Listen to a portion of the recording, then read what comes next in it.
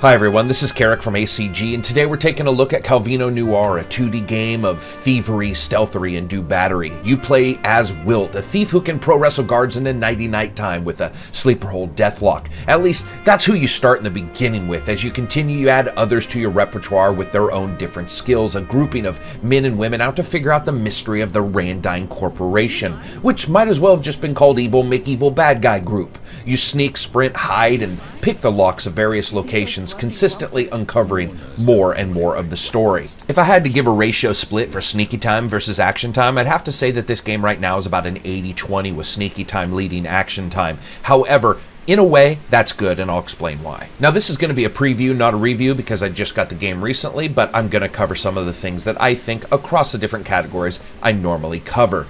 Unlike, say, Swindle with its controller-driven instant feedback, movement, and control, Noir is a point-and-click and fair, and so far that's both hit and miss. In some ways, it feels like a real-time strategy 2D game, where you're constantly shifting and moving characters around to more advantageous and ultimately safe places from the fire and never-ask-question guards that exist within the game, flicking flashlights on to find loot, and then returning to darkness as quick as you can so no one's the wiser. And you know, that's when it works, and many times it does. That's also, though, where some problems are cropping up. You see, to open a door, you need to click an icon for it. To hide, you have to find a place and click an icon on that.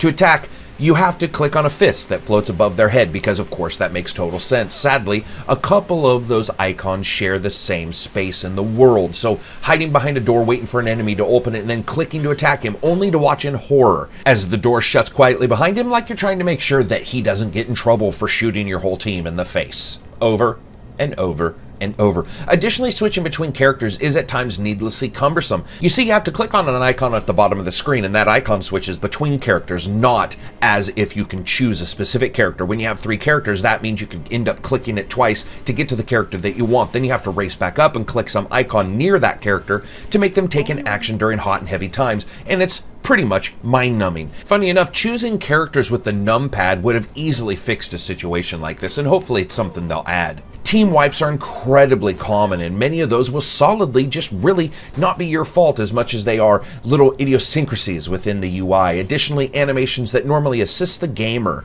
are fairly uninformative to you as the player, meaning that at times slipping out from the shadows to Jimmy Crack Corn, a bad guy, can equal one of 3 options, depending on things like the phases of the fucking moon. Number 1, you choke them out. Number 2, you slide up and down the wall like you find wallpaper sexy time until they shoot you. Or 3, you leap out as if you're suddenly willing to give the enemy a fair fight and they shoot you in the face again. Shooting in the face, the game, brought to you by... Nah, just kidding. But it is sort of what it should be called. Normally in games, the animation triggers at specific points, or animation can be counted on to perform in a way that can be assumed and or timed so you can figure out when you need to attack an enemy. I mean, most games are built on this. Here within Noir, it feels completely random. No matter when I leapt from the shadows like Styx, Garrett, or one of the assorted snakes, it just never felt as clean or crisp as I think it should have.